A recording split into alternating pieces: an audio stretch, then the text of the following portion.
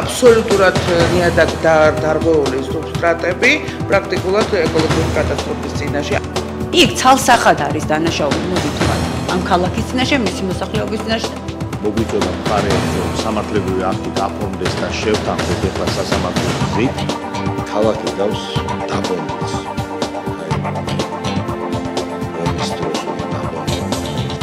ყველაზე მდიდარი რაიონი ვართ იმერეთში და ყველაზე ღარიბი ამას ვიძახი მოსვლიდან და ყველაზე ღარიბად ცხოვრობ ჩვენთან მოსახლეობა. ეკონომიკა ინკლუზიური ხარისხია. აი რისი შესაძლებლობებიც არის. მართალი პროგრამია. პოლიტიკური გაბიჯები გადადგა ნიჭის რეალიზაცია მოხდეს ჭიათურაში. საგარეო სკოლის ბავშვების ინტეგრაცია მე-12 საჯარო სკოლაში საზოგადოებისთვის ძალიან წარმატებულად და კარგად მიმდინარეობს. რომ მეკითხებოდნენ რა ხდება აუცილებლად საქმეს რო ვეტყოდი შეიძლება მოდირო ჭიათურიდან.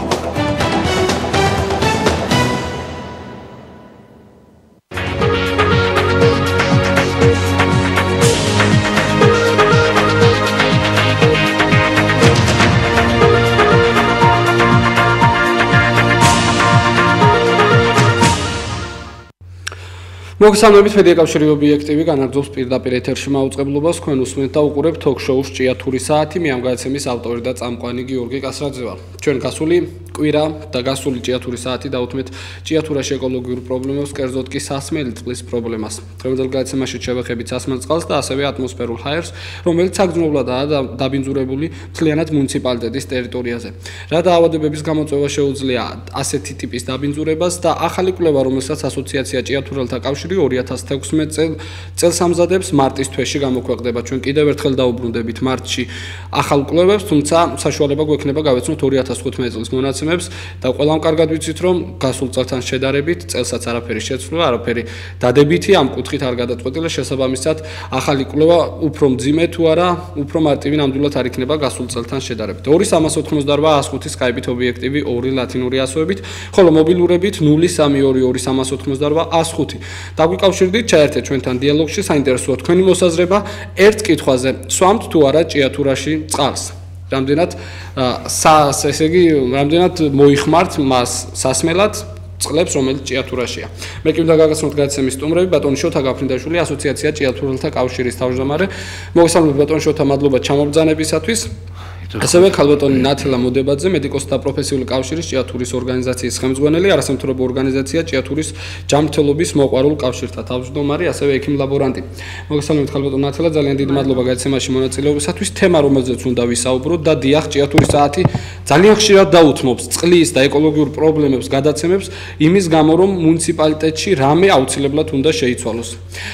ზოგ შეიძლება ეგონოს, რომ თოქ-შოუ ჭიათურის საათი არის ხმა ღაღადებლისა უდაბნოს საშინა, თუმცა ეს ნამდვილად ასე არ არის. ბევრი საქმე ჩვენი გადაცემის აქტიურობით, აქტიური გაშუქებით მოგვარდა ჭიათურაში და ჩვენს აუცილებლად როგორც მაღაროელების პრობლემებს ძალიან ხშირად მიუბრუნდებით ხოლმე ეკოლოგიური პრობლემებს, იმიტომ რომ მუნიციპალიტეტი სამწუხაროდ არის უკვე ყოფნა არ ყოფნის ზღვარზე. აქ აღარ არის საქმე ვინმეს პოლიტიკურ ქულებზე, ვინმე საზოგადოებრივ ქულებზე, ჭიათურას დღეს სჭირდება გადარჩენა.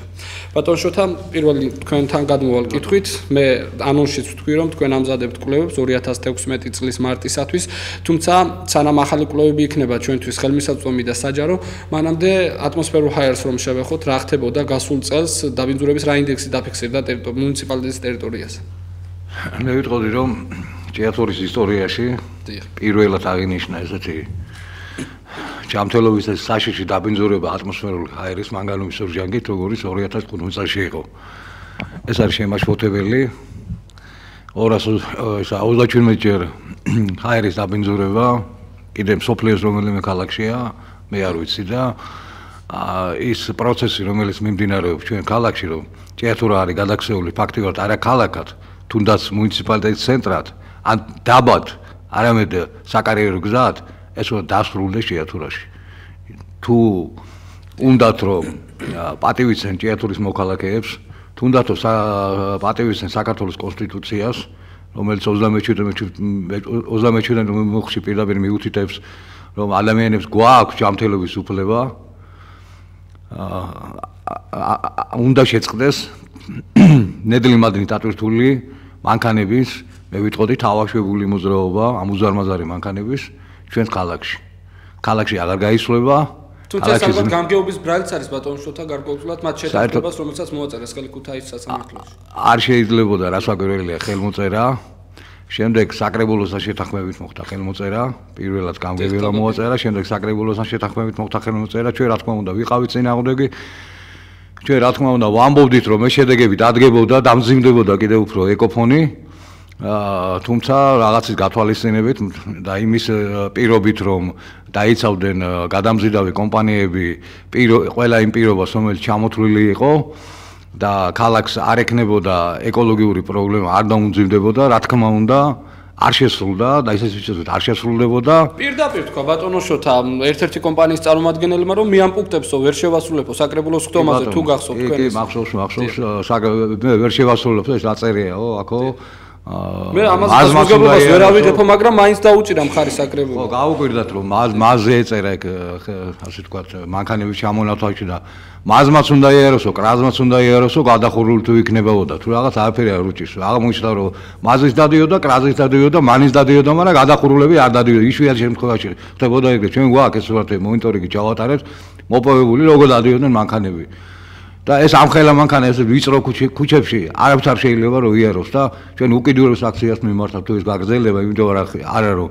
ჩვენ ხელს უშლით ბიზნესის განვითარებას ჭიათურაში ჩვენ დავიცავთ ჩვენი თანამოქალაქეების ჯანმრთელობას ჩვენ ქალაქში ეს არის მთავარი ადამიანი არის ზოგადად სამყაროში მთავარი ადამიანის იქნება კონსტიტუცია ადამიანის იქნება მეცნიერული ტექნიკური პროგრესი და ადამიანი იქნება თვითონ დოვლას და შესაბამისად ადამიანს უნდა შეუქმნათ იმის პირობები რომ ნორმალურად იცხოვროს ჩვენ ქვეყანაში და თუ ეს არ მოხდება თვითონ უნდა დაიცვა შემდეგ ადამიანს თავის თავი რა თქმა უნდა კონსტიტუციის შესაძლებლობები აი ესევე გარანტირებული აქვს მას ქალბატონ ათელა 9 ქალაქში ჩაატარა გარემოს ზედამხედველობის დაცვის დეპარტამენტმა ატმოსფერული ჰაერის კვლევა საინტერესოა ამ 9 ქალაქში ვერ მოხდა ჭიათურა. არა და ყველაზე მეტად ჩვენ გვჭირდება სწორედ ატმოსფერული ჰაერის ძირეული შესწავლა.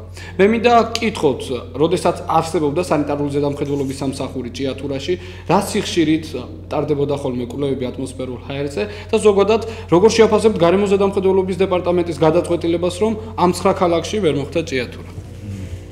როდესაც ჭიათურაში არსებობდა სანეპიცადგური, ჩვენ გეგმიური ზედამხედველობა გვქონდა ქალაქში, ცენტრშიც, იქ სადაც მაღაროს კარიერები იყო, ღია კარიერები და უფრო ასე იყო.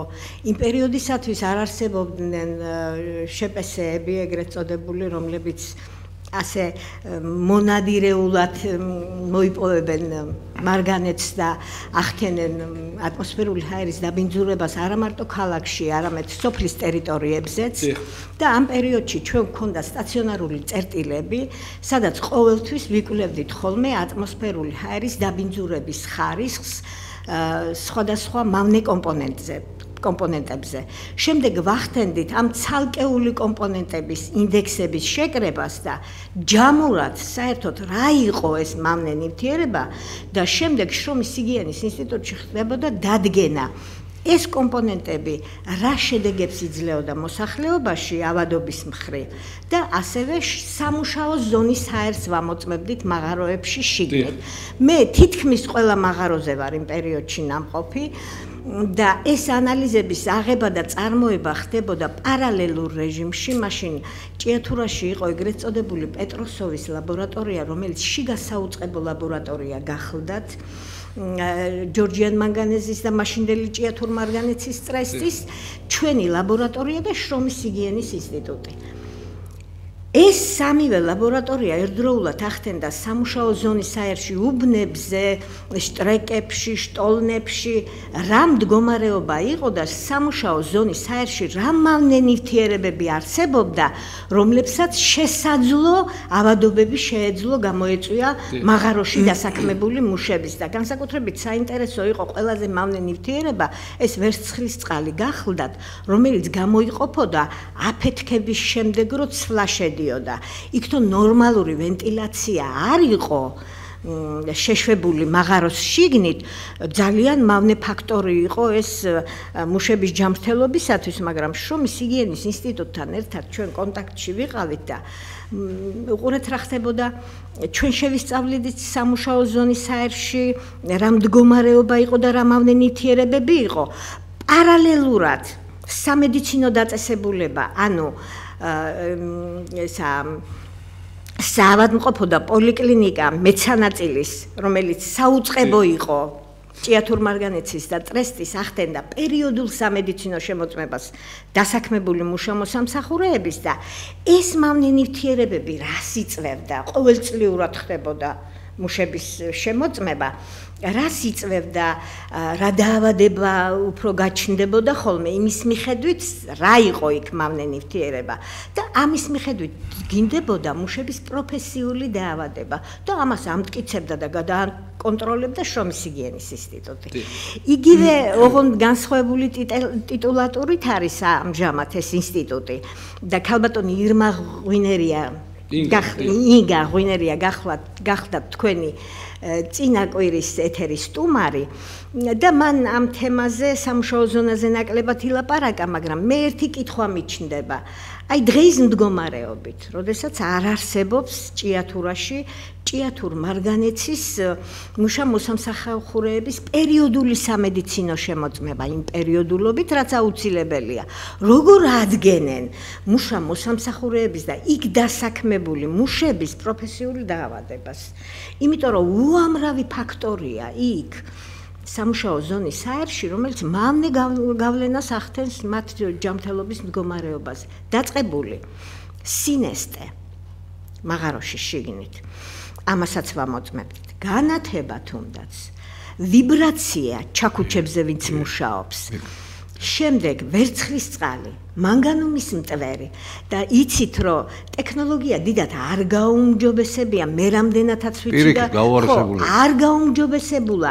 ლაფათქებით რამდენადაც ვიცი ხდება ისევე დატვირთვა იმ ვაგონების, რომელიც შიგნით არის შესული და ხალხო ეს ხომ ტურისტის არის და მარგანეცის მტვერი, ეს არის ძალიან მავნე ნივთიერება, რომელიც ისეთ ზეგავლენას ქალბატონ ათელა, გარემოს ზედამხედველობის დეპარტამენტის მუშაობას დაუბრუნდეთ და ჩვენ უფრო ვრცელად უნდა ვისაუბროთ დღევანდელ გადაცემაში სანიტარული ზედამხედველობის სამსახურის დახურვის შესახებ. ბატონ შოთას მოსაძრებაც მაინტერესებს, რამდენად აუცილებელია ამ სამსახურის ფუნქციონირება ჭიათურის მაგალითზე თუნდაც, მაგრამ ჯერ გარემოს დაცვის დეპარტამენტის კი ბატონო. ეს გადაწყვეტილება რომ არ მოხდეს. უბრალოდ თუ აქვე შეუძლია ბატონ შოთას პასუხი გამცეს ძალიან კარგია. მე მაინტერესებს ვინ ჩაატარა ეს კვლევა, სადაც თქვენ აღნიშნეთ, რომ 37 ჯერ აღემატება დასაშვებ საინტარულ ნორმასო მანგანუმის მტვერის, მაგრამ მე გეტყვით უფრო მეც. მანგანუმის მტვერი ჩვენ ქალაქში ემატება იმ დიდ მავნე ნივთიერებების თაიგულს, ასე დავარქვათ, ბჭალებში, რომელიც საერთო მტვერში არსებობს. ეს ერთ-ერთი ფაქტორია და 60% დაბინძურების მოდის ავტომობილებზე და ჩვენ კარგად ვიცით დღეს რომ ჭიათურაში ნემსი არ ჩავარდება ერთადერთი ნინოშვილის ქუჩა გვაქვს მანქანასა და მანქანას შორის. იქ პრაქტიკულად მანქანას ვერ გააჩერებს და გამონაბოლქვი ყველაზე მეტი მანქანაზე ყველაზე მავნე აქ გაჩერების მომენტში და აძურის მომენტში თქვენ მამაკაცები ბრძანდებით და ჩემზე უკეთ იცით და დამეთანხმებით ამაზე და იმ პირობებში, როდესაც ქვეყანაში არ კონტროლდება საწვავი და საწვავი პრაქტიკულად უხარისხოა და სულ რაღაც იქით კვირაში მოვისმინე მე რომ დაიწყება საწვავის ხარისხზე კონტროლის დაწესება ეკოლოგიური თვალსაზრისით და ეს ძალიან მისასალმებელი რამეა. და ამდენად ეს თუ მარტო მარგანეცზე იყო შემოწმებული, ვინც შეამოწმა ბატონო შოთა, ძალიან დიდი შეცდომა. ერთ-ერთი კომპონენტია იქ მარგანეცის ორჟანგი, მანგანუმის ორჟანგი. ბატონო შოთა აუცილებლად გიპასუხოთ. მაგრამ გავაგრძელებ მე თქვენ კითხვამდე მივალ.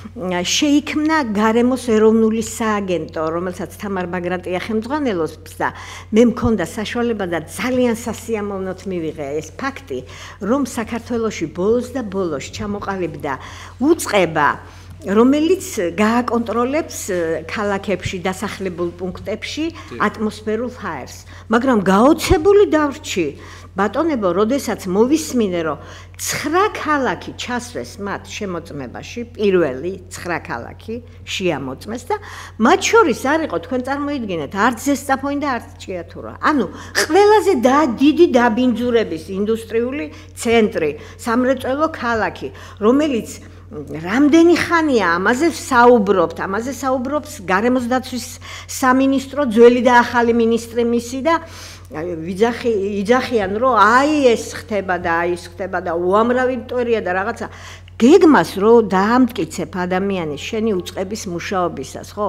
პირველ რიგში ანუ იმაზე ვთქვა თუ გინდათ სხვა ტერმინები ვიხმაროთ მოავადე ადამიანი რომელიც არის და რომელსაც რაღაცა ჭირს პირველ რიგში ის უნდა მიემართოს ექიმის თქვენ აზრით რატომ არ ჩაისვა ჭიათურა ქალბატონ ნათელა იმიტომ ხომ არა რომ არ სულ სახელმწიფოს დააფიქსიროს ასეთი მაღალი მაჩვენებელი მანგანუმის სხვათა შორის არ გამოვრიცხავ მე ბადნაშოთა თქვენ თუ და მეთანხმებით ამაში მე არც მაგას არ გამოვრიცხავ რომ ეს ასე იყო თუ არა და მაშინ გეტყვით მე ვფიქრობ უნდა იცოდეს ჩვენმა დეპუტატმა რომელიც ამავე დროს ექიმი გახლავთ და საქმის კურსში უნდა იყოს რომ ასეთი შეიქმნა ასეთი უწყება რომელიც ამოწმებს დასახლებულ პუნქტებში და ქალაქებში ატმოსფერული ჰაერის დაბინძურების ხარისხს და თუ არ არის ინფორმირებული ამ საკითხზე ესეც სადავოა და რატომ არ არის და გამგეობა საკრებულოს თავმჯდომარეც ექიმი გვყავს ღმერთის წყალობით და ესეც ძალიან დიდი წყალობაა რომ იტყვიან ქალაქისთვის რატომ არ მიმართეს მათ ამ უწყებას რომ იცით რა მოკლე მონახას ვიტყოდი რომ თქვენ ალბათ მოგეხსენებათ რომ ასეთია ჭიათურაში ასეთი მდგომარეობა გვაქვს და იქნებ მომავლისთვის მაინც ჩასვათ ეს ქალაქი ქალბატონ ნათელას გაუჩნდა კითხვები ჰაერის დაბინძურების 37-ჯერ დაბინძურებასთან დაკავშირებით რამდენადაც მე ვიცი ძალიან სანდო და ევროპული ქვეყნის ორგანიზაციამ ძალიან მნიშვნელოვანი ორგანიზაციაა თქვენთვის კარგად ცნობილი ეს გახლავს ახსენეთ კიდე სანეპე სადგურების სათავო ორგანიზაცია იყო სანიტარისა და ჰიგიენის ინსტიტუტი ყველაზე ავტორიტეტული ორგანიზაცია თავის დროზე აი მათ შევამოწმებინეთ რამოდენიმეჯერ მათთან გვაქვს ჩვენ კავშირი და წლების განმავლობაში ერთად ვამოწმებთ როგორც სასმელი წყლის ასევე ზედაპირული წყლის ასევე ატმოსფერული ჰაერის სინჯებს და უსადაგებს შემდეგ ბუნებრივია იმ სრულად დასაშვებ კონცენტრაციებს რომელიც უნდა არსებობდეს და რომელიც სინამდვილეში არსებობს. ეხლა რაც შეეხება მეორე მხარეს, ეს სატკივარი იყო ჩვენი ქალაქის, რომ აქ ლაბორატორია ადრე მართლაც იყო, რამოდენიმე ადგილას იდგა, მაგრამ შემდეგ გაუქმდა ეს ლაბორატორიები, საერთოდ სანიტარიის ისა უკაცრავად სანეპე სადგურების გაუქმდა და წლების განმავლობაში ძველი ხელისუფლების და ახალი ხელისუფლების ყოველი წერილის ბოლოს წერდით, რომ აღადგინეთ ჭიათურაში ლაბორატორია, რომელიც და წერილები საკმაოდ ვლომოთ გვაქვს გაგზავნილი და პირად შეხვედრებშიც და როგორც იქნა მივიღეთ დადებითი პასუხი ესე გასული წლის დეკემბერში რომ გადაწყდა ჭიათურაში ატმოსფერული ჰაერის შემოწმებელი ლაბორატორიის შეძენა და ჩამოტანა ზაფხულში ბრძანდებოდა ჩვენთან მინისტრი ივნისის თვე იყო თუ სწორად მახსოვს იქ დაუსვეს ჩვენება შეკითხვა რომ როდის შეიძენთ და როდის ჩამოიტანთ და მაშინ პასუხი დაახლოებით ესეთი იყო რომ ესე ძალიან ძვირადღირებული პროდუქტია და ნუ არ იგეგმება თუმცა ჩვენ რა თქმა უნდა გავაძლიერეთ ასე ვთქვათ მოთხოვნა ხელისუფლების ცენტრალური ხელისუფლების მიმართ და ზუსტად ეროვნული სააგენტოდან მოგვივიდა დეკემბერში ინფორმაცია რომელშიც შავი თეთრზე წერია რომ აღნიშნული ლაბორატორია გადის ფინანსურ, ასე ვთქვათ, საბაჟო პროცედურებს და შემოვა საქართველოში და ერთი დამონტაჟება ჭირდება. ანუ ჩვენ ზაფხულზე გვექნება ჰაერის საკვლევი ლაბორატორია ჩვენი რომელიც მონიტორინგ ჩაატარებს წელი წლის განმავლობაში. არა, ეჯერადათ ან წელიწადში 3-ჯერ, 4-ჯერ, 5-ჯერ. წელი წლის განმავლობაში და ეს ძალიან გვახარებს, იმიტომ რომ როგორც იქნა ჭიათურლება ამას მივახსენე. საინტერესოა და ასევე უნდა გკითხოთ გარემოს დაცვის სამინისტროს მუშაობასთან დაკავშირებით. ეს სამინისტრო მუშაობს ფაქტია, თუმცა შედეგებს ვერ დებს. პირველი ტელემაყურებელია პირდაპირ ეთერში გისმენთ. მოგესალმებით ქართული მანგანუმის ქალაქის წარმომადგენლებს. ჭიათურაში ასეთი გამოთქმაც კი არსებობს. მითხარი რომელ წყალსამ და გეტყვი ვინახარ შენო. ამ გამოთქმას ამ ბოლო დროს სასმელ წყალთან მიმართებაში ხშირად ხმარობენ ჩვენს ქალაქში. ხო, ადამიანის ორგანიზმი ხომ ყოველდღიურად რამდენიმე ლიტრ წყალს კარგავს და ამასთან ერთად ენერგიასაც კარგავს. ირღვევა სხეულის წყლის ბალანსი, ამიტომ საჭიროა წყლის ბალანსის აღდგენა. და ჩვენ სასურველი სუფსაწყლის მოსაპოვებლად დავდივართ წყაროზე, ფეხით, მანქანით, ამ ყიდულობთ ბაკურიანის წყალს. ან კიდევ ტოქსინების გამოსადევნად დავდივართ ექიმთან და ასე ვიბრძვით ჩვენი უსაფრთხოებისათვის და ასეთ ვითარებაში ახლა რა თქმა უნდა ძნელია ცხოვრებას ხნეთ შეხედო, მაგრამ ვამაყობთ თქვენნაირი თანაქალაქელებით. დიდი მადლობა ჩემო გიორგი, რომ შენი ძალისხმევით არსებულ ვითარებას ერთად ვუსწორებთ ხოლმე თვალს. მარტო ტრადიცია და ქართული ხმლის ხსენება საზღვეგრძელოში ვერ გვიშველის. მე კი სხვისკენ ვიშვერთ ხელს, აი ისაა დამნაშავეო. მივხედოთ ყველამ ერთად ჩვენი შავი ოქროს ქალაქს. დიდი მადლობა. ძალიან დიდი მადლობა თქვენ. მე აქვე ტექნიკურ ჯგუფს მინდა ვთხოვო, რაც შეიძლება მე ტელემაყურებელს მივცეთ საშუალება დარეკოს და დააფიქსროს საკუთარი მოსაზრება ტელეფონის ნომერზე 0322238805, Skype-ით ობიექტივი 2 ლათინური ასოებით. სანამ სასმალწყალზე გადავიდოდეთ, ისევ დაბინძურებას დაუბრუნდეთ ბატონ შოთა. 14 სოფელი გადასახლების ზღვარზე დაბინძურებული ატმოსფერული ჰაერი, გადაობნოებული ტერიტორიები ამ ფონზე როგორ აფასებთ გარემოს დაცვის სამინისტროს მუშაობას? გარემოს სამინისტროს მუშაობა არის ზოგადად ხელისუფლების მუშაობის ერთ-ერთი შემადგენელი ნაწილი. გარემოს დაცვის სამინისტრო მხოლოდ მარტო ვერ შეძლებს რომ გააკონტროლოს და გამოასწოროს მდგომარეობა ჭიათურაში, თუმცა მე ვიტყოდი რომ უფრო მეტი უნდა გააკეთოს ჩემი აზრით, უფრო მეტად უნდა იმუშაოს, უფრო მეტად უნდა გამოავლინოს ის კანონ-დამღობები, რომლებიც ჭიათურის ეკოსისტემას სამწუხაროდ მიწასთან ასწორებენ და ჭიათურის მომავალი ამით ფაქტიურად ისპობა და მცირდება. თუმცა მათი მუშაობის შედეგი ნამდვილად არის რომ ის 154 მილიონი პლუს 2 მილიონი ნახევარი დაახლოებით 2.79 მილიონამდე დაიანგარიშეს. ეს მოხდა 2013-14 წლებში, დაიანგარიშეს ზარალი მიყენებული ჭიათურის ეკოსისტემაზე. თუმცა შოთა 2013 წელს დაანგარიშებული ზარალი ამხელა ჯარიმა კომპანიას არაფერი თავის მუშაობაში ჯორჯია მანგანეს არ შეუძლია. აგრძელებს 2014-15 ესეც გავიდა უკვე ამდენი ხანი, 2 წელი გავიდა, თითქმის 3 წელიც პირველადი კვლევებიდან. და არანაირი საჯელი ჩვენ არავის საჯელი არ გვიხარია, მაგრამ ჩვენ რა თქმა უნდა გვინდა რომ ის ზარალი რომელიც მიაყენა ამათომი კომპანიამ ჩვენ რეგიონს მოხდეს ამ თანხის ამოღება და მოხმარდეს ისევ ჭიათურის ეკოსისტემის აღდგენა. სამწუხაროდ ამ მიმართულებით არანაირი პროგრესი არ იგრძნობა. მაგალითად მე რომ მოვიკითხე ეს ამბავი სამართალდაცვით ორგანოებში, ესეთ რამე თქვენს რომ ესე იგი ჯორჯიან მანგანეზი უარყოფს ნაწილს იმ სამუშაოებისას, რომელსაც გარემოს დაცვის სამინისტრო, მას ადებს ხელს. რატომ? იმიტომ რომ ჯორჯიან მანგანეზი ფაქტიურად მუშაობდა პროექტების გარეშე. ზოგიერთ უბანში პროექტების ეს არსად არ ეწერა. უფრო მეტი ჯორჯია მანგანეზი ამბობს რომ ეს არ არის ჯარიმაო და ამაზე ჩვენ სასამართლოში უნდა ვიდაოთო.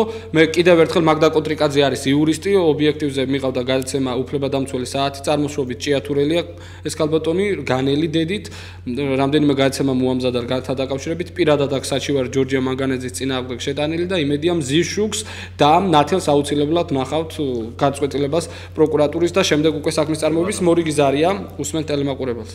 გამარჯობათ, მოგესალმებით ბატონო გიორგი და მივესალმები ბატონ შოთას. მე ვარ ძველი ჭიათურელი, კინოს შეიძლება ითქვას წინ დაბადებული გაზრდილი, შაშან ზაფხულში მანქანა კი არა ფეხით ვერ შევედით კინოსით. ნუ თუ ადგილობრივმა ხელმძღვანელობამ არ შეიძლება რომ იქ სავაჭროდ ჩამოსული მანქანები არ იყოს ჩახერგილი რომ მიიღოს შეჩერება შეიძლებადეს, მაგრამ დგომა დილის 7 საათიდან ღამის 10 საათამდე ვერ გაივლი ქალაქში და მანქანას ერთი თუნცაც ვერ შეაჩერებ. ეს ერთი მომენტი. მეორე ქალბატონმა ახსენა ნესტის შესახებ. ვინ არის თითქმის პატრონი არავინ არ არის, რომ დააყენოს საკითხი იმ 9 ქალაქში რომ დამოკიდებულება ჩანს. ამისაგან რადგან მე მგონი ჯორჯია მანგანესის ხელმძღვანელობასთან გამონაკლისების გარდა არსებობს ურთიერთობები და არც გამგეობა, არც ადგილობრივი ხელმძღვანელობა და არ აქცევს იმ ყურადღებას, რაც თავისი ქალაქისთვის, თავისი შვილებისთვის და თავისი მომავლისთვის ამ შესანიშნავ ქალაქს უნდა ქონდეს. ძალიან დიდი მადლობა თქვენ ზარისათვის, ქალბატონ ნათელა, მე უნდა ჩაუღრმავდე კითხვას, მე მაქვს პირადი მოსაზრება და ამ მოსაზრებას ალბათ სანამ რეალურ შედეგს ვერ დავინახავთ არ შევიცვლი.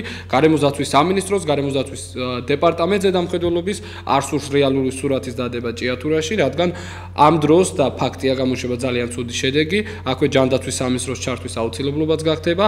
გამოვიკვლიოთ ავადობები, რამდენად გამოიწვია დაბინძურებულმა ჰაერმა ავადობების გამრავლება და მომატება ჭიათურაში. რა სიტყვით ეპიდემია, პანდემია ამ საფრთხის წინაშე დგას თუ არა ჰაერის კუთხით ჭიათურა და რა დაავადებების გამოწვევა შეუძლია მანგანისის ძალიან მაღალ შემცველობას ჰაერში. ეხლა დავიწყებ იქედან, რომ მარგანეცის მაღალ შემცველობას ჰაერში შეუძლია მანგანოკონიოზის ავადობის წარმოქმნა, მაგრამ იმისათვის, რომ ეს დაუდგინოთ ჩვენ ადამიანს და ის ონკოდაავადებები, რომელიც ასე ფართოდ არის მომძლავრებული, მე სხვის მაგალითზე არ ვიტყვი და პირად მაგალითზე ვიტყვი, მე ონკოდაავადებული გახლავარ და ბოლო 2 წელია მე ქიმიოთერაპიის კურსს ვიტარებ თბილისში. იკარგება სტატისტიკა ავადობის ჭიათურაში. რომ იკითხოს აი ადამიანმა, აი დევს ისა მონაცემები, რომ ძალიან დაბინძურებულია ატმოსფერული ჰაერი, მაგრამ არ დევს მონაცემები სტატისტიკა იმ შესაბამისობაში, რაც ავადობა გვაქვს. ახლა რა იწვევს ყოველივე ამას? ის კი არა, რომ სტატისტიკას არ აღრიცხავს ჭიათურის სამედიცინო დაწესებულებები. ისინი ამას აღრიცხავენ, მაგრამ ჭიათურაში ასეთი ავადმყოფის მკურნალობა, რომელიც საკმაოდ ძვირადღირებული მკურნალობაა. დიახ. და ჭიათურაში ასეთი ავადმყოფების მკურნალობა თითქმის არ ხდება, არ შეიძლება უბრალოდ და ისინი რეფერალურად მიმართავენ. თუ ცოტა უფრო დაბალი ავადობის არის და შესაძლებლობაც ნაკლები აქვს ამ პაციენტს, რომ გადაიხადოს თანხა, მეზობელი საჩხერის რაიონს მიმართავს. თუ ცოტა ხელმიუწვდება და ეს მიდის ქუთაისისკენ და თბილისში, მე პირადად ჩემ მაგალითს გეტყვი, კალიდორში, სადაც მე მიხდება ხოლმე მოძრაობა, ეს აბელოფის კლინიკა, ეხლა კიდე ახალ პოლიკლინიკაში გადავედით ვაჟა-ფშაველაზე. აი იქ ნაცნობ სახეებს ხვდები, შეიძლება მე იმათ როგორც ჭიათურლებს სალმით არ ვესალმები, მაგრამ ჭიათურლები ერთმანეთს სახით ვიცნობთ, რომ ვინ არიან, რა არის, როგორ არის და ამდენად სტატისტიკა იკარგება. დაკარგული სტატისტიკის პირობებში ეს ატყობს ალბათ ვიღაცას, რომ ეს აირიოს, არ მოხდეს თუ არა. თუ კი, აი ჩვენ ნახავთ, რომ თუ კი გვაქვს ასეთი ატმოსფერული ჰაერის დაბინძურება ქალაქში. მე თუ კი იმიტომ ვამბობ, რომ არ მიდევს წინ, არ ვიცი. დიახ, პარალელური დასკვნის შედეგები არ მაქვს და გარემოს ეროვნულმა სააგენტომ არ ჩაგვსვა ჩვენ, რომ ეს დაგვიდასტუროს და გვითხრას, რომ მართლაც ასეა და არა თუნდაც მოგით მორიგ ტელემაყურებელს უპასუხოთ და გავაგზავნოთ საინტერესო დიალოგი, სასმელ წყალსაც უნდა დაუბრუნდეთ აქტიურად. გისმენთ პირდაპირ ეთერში ხართ. ალო. დიახ, მოგესალმებით. ალო. გამარჯობათ. გამარჯობა. იცით რა შეა საქმე? ძალიან ხშირად უყურებ თქვენს გადაცემებს ჭიათურასთან დაკავშირებით. თქვენ საიდან გვიკავშირდებით, ხალბატონო? ნუ, ხადა ვერ ვიკავშირდებით ზოგჯერ, მაგრამ აი ახლა მერგობედნიერება გიოა და როგორც იქნა ჩაგდეთ. იცით რა, ეთქობა, აი ეს აპარატი მარტო დეპუტატის მოწვევა, ნუ საიდან გვიკავშირდებით, ხალბატონო, საიდან? ჭიათურიდან ვიკავშირდებით. თავარი, იქით მე არ გავაგზავნებ ლაპარაკს, მაგრამ ეს ყველაფერი იქნება წყლის ნაკლა, შემიგენიმე. თუ კი ქალაქს არ ეყოლება რეზონული ხელმძღვანელობა, ქალაქში არის ქაოსი, არაფერი მხოლოდ თქვენი კიდევ სիմპათიის გცეთ. მხოლოდ გცეთ ამ ქალაქს ყავდა პატრონი, როცა ფაქტია, როცა ქალაქს ყავს ის გონივრული ხელმძღვანელი, რომელიც ქალაქს იოლად მოსაგვარებელია, მაგრამ თუ კი გონივრული მარტო რეკლამაციები, აი ესე გამოვხატოთ უკმაყოფილება, ეს აღარ არის ხალხო, ამ ქალაქის შრომის ერთ-ერთი საბუთი. არ შეიძლება მახატაძემ, არ შეიძლება მისმა მოადგილებმა, მე არ ვიცნობ მას მაპატიეთ, მაგრამ მე რეალობით ხედავს ნამდვილი ეს მეც ძალიან დიდი მადლობა, უბრალოდ არ გათიშოთ ერთ წამს, მეც საკმაოდ რეალურად უყურებ იმ სიტუაციას, რომელიც არის ჭიათურაში, უფრო მეტიც ძალიან შემტკივა გული მშობლიურ რაიონზე. გაითიშა სამწუხარო, თუმცა მე ამ ქალბატონთან დიალოგის გაგრძელება მსურდა. დიახ სულხან მახათაძე, დიახ მალხაზ წერეთელი არიან პასუხისმგებელი პირები. ერთი არის არჩეული დეპუტატი, მეორე ასევე საკმაოდ მაღალი ნდობით 50+1-ით არჩეული გამგებელი, 53% მიიღო ბატონმა სულხანმა, რამდენადაც მე ვიცი.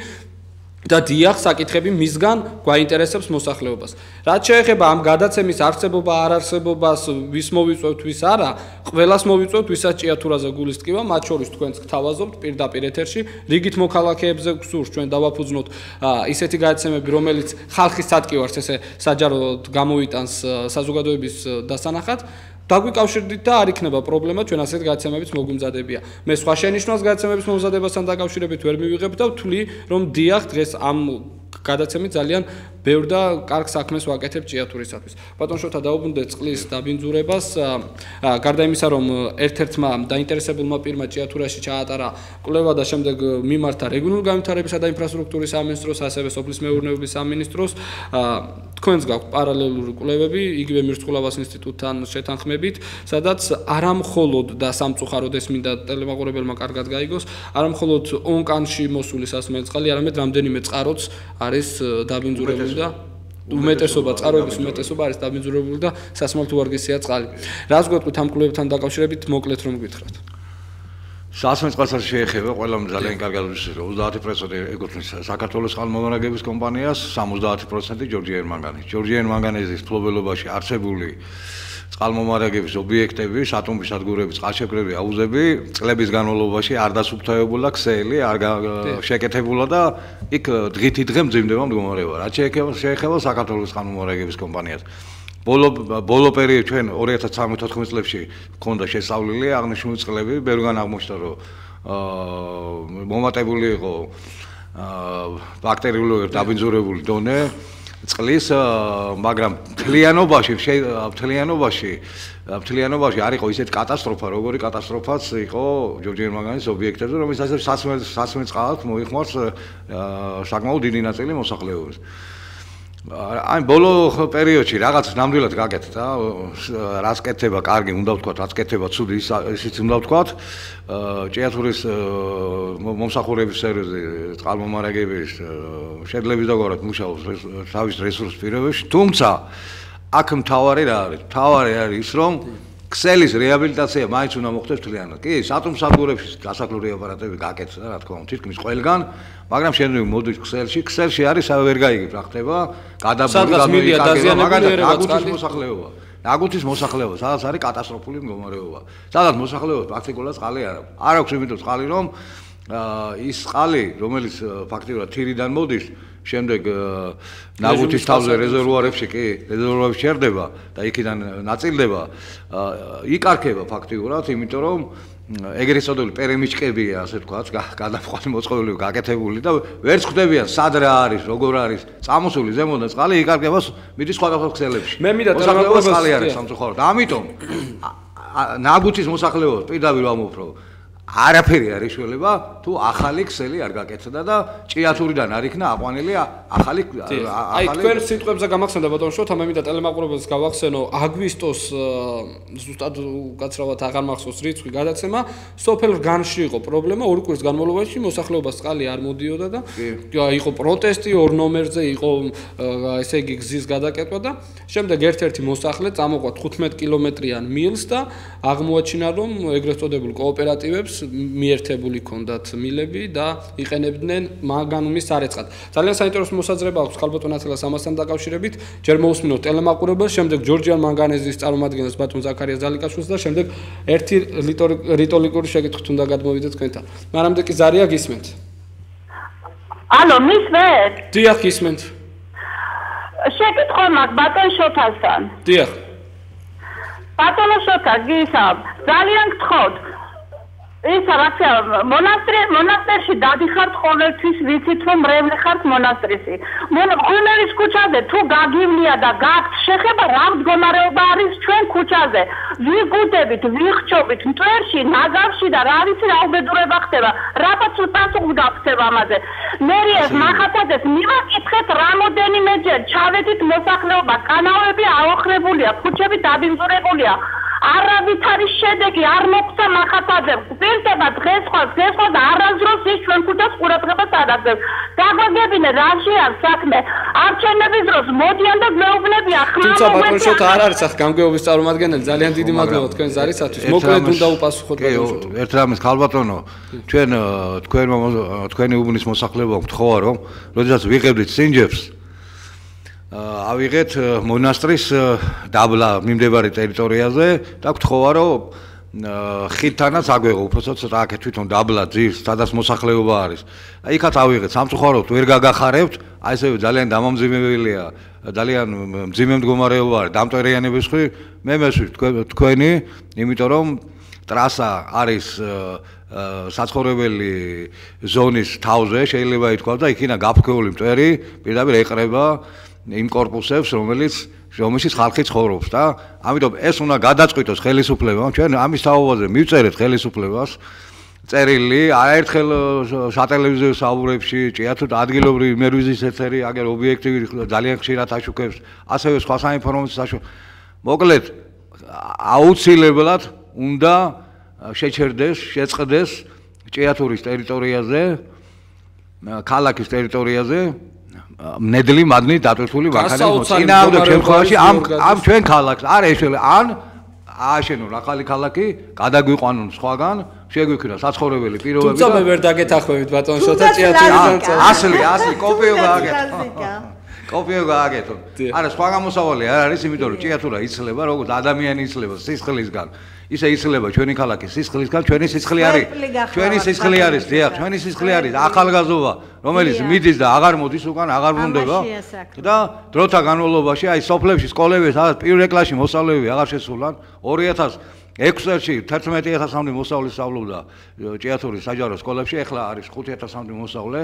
კატასტროფული მდგომარეობა არის შექმნილი და 2002 წლიდან დღემდე მიუხედავად იმისა, რომ ჭიათურაში წარმოება გაიზარდა მანგანუმის, მოსახლეობა მაინც შემცირდა 16000 და 16000-ის პატარა ციფრი არ არის ზოგ რაიონში, ამდენიც კი არ ცხოვრობს.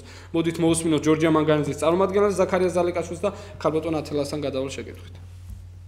თქვა წყალმომარაგებასთან და წყლის ხარისხთან დაკავშირებით მკაფიოდ შემიძლია დავაფიქსირო და კომპანიის სახელით, რომ ჯორჯია მანგანეზი არ ეწევა წყლის დისტრიბუციის და მის შესაბამის, ასე ვთქვათ, კაფილტრა გაწმენდის სამუშაოებს.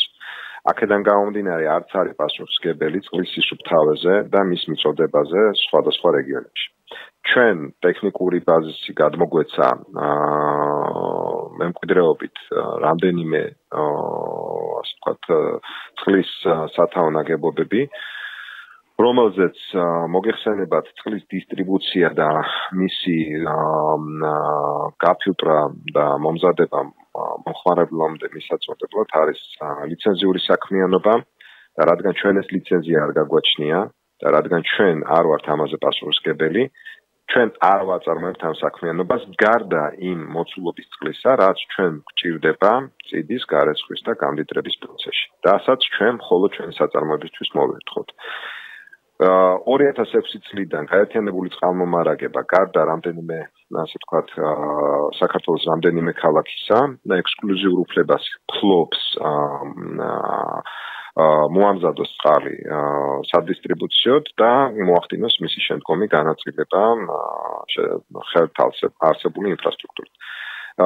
აქედან გამომდინარე, პირდაპირ შემიძლია ვთქვა, რომ ჯორჯია მანგანეზი იმ ხარისხს, რაც მიეწოდება ჭიათურილებს, საერთოდ არ აგებს პასუხს. აქედან ჩვენ არც და ბრუნდებით პირდაპირ ეთერში, ეს იყო წინა გადაცემის ჩანაწერი სატელეფონო ინტერვიუში ბატონმა ზაქარია ზალიკაშვილმა ბრძანა რომ ჯორჯიან მანგანეზე არ აგებს პასუხს, ბატონ შოთას მოკლედ უნდა რომ გამოეხმაუროს. გისმენთ ბატონ შოთა, აქვე მე მაინტერესებს მხოლოდ ტექნიკური გამოყენებისთვის იყენებენ ისინი წყალს, ესე აცხადებენ. თუმცა კითხვა ეს მე ვიტყოდი რომ ჭიათურლებისთვის არ არის ეს დამაიმედებელი ნათქვამი, მეც ვიტყოდი რომ ეს შეურაცხყოფელი ნათქვამი. მათ შესაძლებელი ლიცენზია არ აქვს, რომ წყლით მოგვამომარაგონ, თუმცა ჭიათურის სოფლების რომელთაც ჯორჯიან მანგანეზე ამარაგებს, ძირითადად არის დაზარალებული, დანგრეული სოფლები. მოსახლეობა ვალდებულება იყო თავის დროზე ჭიათურ მარგანეცმა რომ მიეწოდებინა მათთვის წყალი და შესაბამისად ეს ინფრასტრუქტურაც იმიტომ შექმნა. მე ახლა რო ბრძანდებოდეს ბატონი ზაქარიაკ, მე ვეთყოდი, აი პასუხისმგებლობა რაშიც აქვს, მაგალითად რეკულტივაციაში, მაგალითად ასე ვთქვათ, შრომით უფლებებზე თუნდაც მაღაროელთა შრომით უფლებებზე, რომელსაც უბრალოდ შრომით უფლებებში თუ ტექნიკურად გადაიერაგებებში თუ პერიოდულ შემოწმებებში, ჯანმრთელობის მუშების თუ სხვა რამე აკეთებენ ამას? არ აკეთებენ. ამ საკითხებზე კიდევ ერთხელ და არაერთ გადაცემას მომამზადებ, უბრალოდ 9 წუთი გრჩება და მინდა ეს თემა კარგად გავიაროთ. ხალბატონ ნათელად ჯორჯიან მანგანეზის წარმომადგენელმა ბატონმა ზაქარია ზალიკაშვილმა ბრძანა რომ ის მხოლოდ ტექნიკური მოხმარებისათვის იყენებს წყალს. თავი დავანებოთ იმას რომ მისი წყალსადენიდან წამოსული წყალი ხდება მოსახლეობის ონკანებში, მაღაროელები და ეს არის რიტორიკული შეკითხვა რომელსაც ვთქვამ, მაღაროელები რით იბანენ და რა წყალს სვამენ მაღაროებზე. სხვა მილებით ყავს ჯორჯიან მანგანეს, სხვა მილებით აქვს წყალი მიყვანილი, ესე იგი მაღაროებში? თუ იმ წყალს რომელსაც იყენებს სარეცხად, ქარხნებში მოდით მაღაროებში არა, ირეცხებას ქარხნებში ხო მარგანეცი? ქარხნებში სხვა წყალი აქვს, სხვა მილებით აქვს შეყვანილი და სხვა წყალს ასმევენ მაღაროელებს? იმედია ჯორჯიან მანგანეზი ამ შეკითხვაზე გაგვცემს პასუხს. მე კიდევ ერთხელ დავუკავშირდები ბატონ ზაქარია ზალიკაშვილს და მის მოსაზრებას მოვისმენ. თქვენი აზრი მაინტერესებს ამ ყველაფერთან დაკავშირებით. ზაქარიამ თავის გამოსვლაში ფაქტიურად აღიარებითი ჩვენება თქვა, რომ ისინი იყენებენ სასმელ წყალს მადნის გარეცხვისა და გამდიდრებისათვის. და ეს ხდება ბატონებო, მაშინ მე შორს არ წავალ, მე თვითონა ვარ ფასკნარას წყლის მომხმარებელი. ჩემი სოფელი დარკვეთია და ზაფხულის მთელი პერიოდის განმავლობაში მე იქ მიხდება ყოფნა და რა საშინელებაა, როდესაც მთელი დღის განმავლობაში დაკეტილი აქვს მოსახლეობა სასმელი წყალი და ამ დროს თურმე ვაი უბედურება ეს ბატონები სასმელ წყალს იყენებენ გასარეცხად და გამდიდრებისთვის. ახლა მეორე საკითხი ბატონებო. კარგი, ყველაფერი სიკეთე უნდათ წაგვართვა. რაც კი შეიძლება, ჩვენო არც დისტრიბუციაზე ვაგებთ პასუხს, არც მის ხარისხზე, არც არაფერ, მოხმარება გვინდა მარტო. აი, ასეთი განცხადება შეიძლება გააკეთოს საზოგადოებასთან ურთიერთობის სამსახურის ხელმძღვანელმა. ეს არის თავხედობა და მეტი არაფერი. მე ამას ამ სიტყვით მოვნათლავდი მხოლოდ. და გარდა ამისა, თუნდაც ის რომ მოიხმარენ ტექნიკურ წყალს გასარეცხად. ბატონებო, რა მდგომარეობაშია მდინარე ყვირილა? შლამი სადამდეა ამოსული. ის ხომ ორთქლდება, ის ხომ ჰაერში ადის, ისიც ხომ ემატება ამ მანქანებით დაბინძურებულ ჰაერს. არ ვიცი, რაღაც საშინელი მდგომარეობები ხდება. მე ხლა იმის საშუალება ნამდვილად არ მაქვს ჩემი კომპეტენციის ფარგლებში ეს შევამოწმო და დავადგინო, რამდენად სწორად ვამბობ მე ამას. აქვს კი რომელიმე გამამდიდრებელ ფაბრიკას ან სარეცხებს ეს რისი ვალდებულებაცაც გამწმენდი ნაგებობები. ბატონებო, იმ ავად სახსენებელ პერიოდს რომ ვეძახით ჩვენ და ამაზე გართულება მე მგონია ბატონ შოთას ყველაზე მეტად აქვს. იცით რა ხდებოდა იმ ავად სახსენებელ წლებში? ჩვენ ჩამდინარე წყალსაც ვამოწმებდით. ჩვენ ვამოწმებდით, რამდენი იყო ეფექტურობა. კარგად დაუკვირდით ამ სიტყვას, რამდენი იყო ეფექტურობა გამწმენდი ნაგებობების, რომლებიც ნარეცხ წყალს წმენდნენ და ისე უშვებდნენ იმაში, რა ქვია, მდინარე ყვირილაში. ახლა იმათი ეფექტურობა არასოდეს არ უდრიდა, მე ის ყოველთვის გამიკეთებია საპროექტოს. ანუ საპროექტო უნდა ყოფილიყო 80-ზე ზევით 100-მდე. და ახლა სრულ 100%-იანი ის გასაგება არავის არ ქონდა და დღეს რა დღეშია მდინარე ყვირილა, რომელიც წმენდს ამ იმას რა ქვია ნარეცხ წყალს რომელი ფილტრავს რომელი რას აკეთებს და რა დღეში ჩაგვივარდა მდინარე ყვირილა რომელიც რამდენიმე წლების წინ ბატონებო ყველას კარგად გახსოვს სავსე იყო თევზებით და საუკეთესო ფლორა და ფაუნა აღარ არსებობს დღეს დინაში.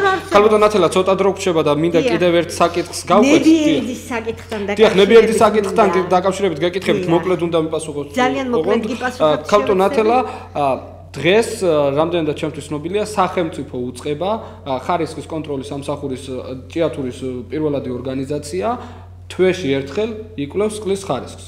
როდესაც სანიტარული ზედამხედველობის სამსახური ამას აკეთებდა ყოველდღიურად და რას გვეტყვით და თუნდაც ქალბატონ თამარ ნებიერიძის მიერ გაკეთებულ განცხადებაში თამარ ნებიერიძის გაკეთებულ განცხადებაში გაირკვა ასეთი საკითხი რომ მისი ტიტულატურა გახლავთ წყალმომარაგების წყალის ხარისხის მართვის დეპარტამენტი ანუ ის საუწყებო დაწესებულება კონტროლს კი არ აკეთებს მხოლოდ ხარისხზე. ამ ხარისხის მართვაც მას ევალება. ყოველგვარი გაუგებრობა რაც ახლა მოყვა ბატონებო წყლის ხარისხის გაუარესებას ეს ამ დეპარტამენტის საქმე იყო. არც ბანერი გვჭირდებოდა, ბანერი კი არა, ქლორი გვჭირდებოდა რომ გაგვეშვა წყლის მილებში და თუმცა მილები დაზიანებულია ქალბატონ ნათელა ის მაინც შეერევა ხო მას? აუცილებლად უნდა შემოწმდეს ტრასა ყოველთვის. ეს დაქლორვა და გაუნებელყოფა პერიოდულად უნდა მოხდეს დაწყებული სათავე ნაგებობიდან ყველა მილი უნდა გამოიაროს რომ არ მოხდეს ეპიდემიები. არ მოხდეს მე ჩემ პერიოდში მუშაობის პერიოდში მუცლის ტიპი გქონდა თაბაგრებში და ფეხზე დადგა მთელი საქართველოს მთელი ლაბორატორიები ჭიათურაში მოიყარა თავი და ძალიან ოპტიმალურ დროში ძალიან შემჭიდროებულ დროში უზრუნველყავით იქ ჩვენ დაგვერეგულირებინა სიტუაცია და ეს არის სწორედ ხარისხის მართვა ეს არის სწორედ გამოსწორება საკითხის რა საჭირო იყო ან ვის დაებადა აზრად რომ გუბერნატორისთვის მიემართა ამ საკითხში რომ ნაწლავის ჭხირი აღმოჩნდა წყალმომარაგების სისტემაში ან და პრემიერ-მინისტრისთვის შეგვეტყობინებია ჩვენ ცოტა გვაქვს პრემიერ-მინისტრისთვის მისაწერი რაიმე მიმართვა ბატონებო პრემიერ-მინისტრი თუ გვინდა დავიხმაროთ და გუბერნატორი გვინდა დავიხმაროთ რომ ამოვიღოთ და აღსრულება მოხდეს იმ ჯარიმის რომელიც შეუძლია კეთილ საქმეებში მოიხმაროს მახასწერეთმა გააკეთა ზუსტად განცხადება რომ ის დაუკავშირდა გუბერნატორს დაუკავშირდა პრემიერ-მინისტრს ეს არის საკუთარი პასუხისმგებლობის სხვაზე გადანაწილების მეთოდი. მე მას სხვას ვერაფერს ვერ ბატონ შოთა თქვენთან უნდა გადმოვიდეთ კითხვით ვიცით რომ თქვენ არასამთავრობო ორგანიზაციის ხელმძღვანელი ბრძანდებით პოლიტიკურ განცხადებებს ვერ გააკეთებთ მაგრამ ჩვენ გვახსოვს როგორი ბრძოდით ქართული ოცნების ხელისუფლებაში მოსვლამდეც და ქართული ოცნების ხელისუფლებაში მოსვლის შემდეგ წინა რეჟიმის დროს ესე ვთქვა და დღევანდელი ხელისუფლების პირობებში ჭიათურის ეკოსისტემის მოსაგვარებლად. ფაქტია რეალობა გვაქვს უცვლელი თუ არა უფრო დამძიმებული სამწუხაროდ. ამ ფონზე მე მინდა დაგისვათ შეკითხვა დღევანდელი ხელისუფლება მოაგვარებს ეკოლოგიურ პრობლემებს ჭიათურაში ამ ყველაფრის შემდეგ რაც ჩვენ ნახეთ. მე ორი სიტყვით შევაფასებ ჭიათურის დღეს არსებულ მდგომარეობას. ეხლა ხორი წუთი გვაქვს და რელიგიური კუთხით არის ესე იგი ჯოჯოხეთი და არსებობს 60 ხო? მე ვიტყოდი რომ აი სამოქალაქო ჭიათურა არის მიწიერი ჯოჯოხეთი. ანუ ამ ქვეყნიურ ჯოჯოხეთი. სადაც წყალი არის უკიდურესად დაბინძურებული, განსაკუთრებით ჯორჯიან მანგანეის ფლობელებაში მყოფი და წყაროები დაბინძურებული და ჰაერი კატასტროფულად დაბინძურებული. ჭიათურლებს გვეშინია მზიანი ამინდის, იმიტომ რომ წელში ვიხრჩობით, მომწავლე წელში ვიხრჩობით და გვეშინია წვიმიანი ამინდის, იმიტომ რომ წყალს ვეღარ ხედავთ ონკანებში, ვერც ჭუჭყიანსა დაბინძურებულ წყალს და ვერც უბთა წყალს ვერ ხედავთ. ნუ ამდენ ხან როგორ შეიძლება რომ გააგრძელოთ. ჭიათურა არ არის ქალაქი რომ აი ესე უყურადღებოდ იყოს მიტოვებული. ჭიათურა ხშირად მეთქვია ხოლმე რომ გარდა მანგანუმის საბადოზე, ამიტომ ნიჭის საბადოც არის და ამ ნიჭს ჭირდება ყურადღება, ამ ნიჭის პატივისცემა ჭირდება, ჩვენ მომავალ ჭირდება, ახალგაზრდებს ჭირდება პატივისცემა.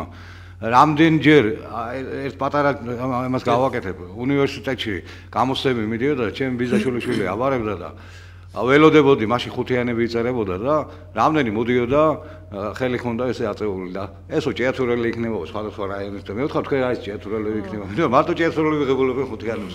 ანუ არიან ეს ნიჭი და ეს ნიჭი უნდა იქნეს მოხმარებული. ჩვენი ქალაქის თუ ჩვენი ქვეყნისთვის, ჩვენი ქვეყნის მომავლისთვის უნდა იქნეს. ჩვენ ესე მივიწყებული არ უნდა ვიყოთ და კი ბატონო, კარგია რომ დაიგეგმა საბაგირო, მაგრამ ხალხი თუ აღარ იქნა, ხალხმა თუ აღარ იცხოვრა, ახალგაზრდობა თუ გაიქცა, გადე ვის უკეთებთ ამ საბაგიროებს?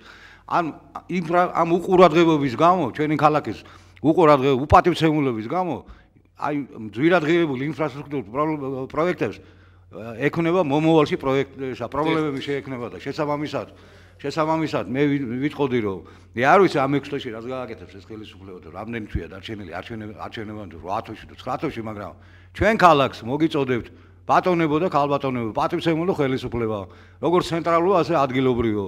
მოგიწოდებთ მეტი ყურადღება, მეტი სიყვარული გამოიჩინეთ ჩვენი ქალაქის მიმართ. ეს არის ჩვენი თხოვნაც, ჩვენი მოთხოვნაც და თქვენი ვალდებულებაც, მე ვიტყოდი. კაპიტან ათელა, თქვენი ძალიან დიდი რეგალია გავაცანით ტელემაყურებელს, თქვენ ბრძანდებით ექიმთა პროფესიული კავშირის ხელმძღვანელი, ასევე არასამთავრობო ორგანიზაცია ჭიათურის ჯანმრთელობის მოყვარულ ოჯახთა კავშირის თავმჯდომარე და ასევე ექიმ ლაბორანტი. 50 წამი დაგვრჩა დაახლოებით, 1-2 სიტყვით დღევანდელი ჭიათურას როგორ შეაფასებთ?